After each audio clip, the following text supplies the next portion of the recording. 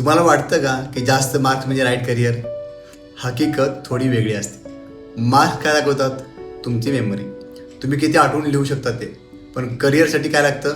तुमचं natural talent, तुमची strength, तुमची थिंकिंग स्टाईल. म्हणूनच अनेक वेळा असं होतं की 90% मार्क मिळवणारा स्टुडंट कन्फ्युज्ड असतो आणि ॲव्हरेज मार्क मिळवणारा स्टुडंट लाईफमध्ये खूप पुढे जातो, कारण त्याने त्याच्या टॅलेंटनुसार डिसिजन घेतलेला असतो. जर तुम्ही फक्त मार्क्स बघून स्ट्रीम किंवा करिअर निवडणार असाल तर पुढे जाऊन स्ट्रेस, कन्फ्युजन आणि डिससॅटिस्फॅक्शन येऊ शकतं. म्हणून लक्षात ठेवा, मार्क्स इम्पॉर्टंट आहेतच, पण ते सगळं नाहीत. करिअर निवडताना तुमची खरी ताकद ओळखा. Clarity brings confidence and confidence creates success. जर तुम्हाला तुमचा राईट करिअर पाथ सायंटिफिकली समजून घ्यायचा असेल तर कमेंट करा करिअर.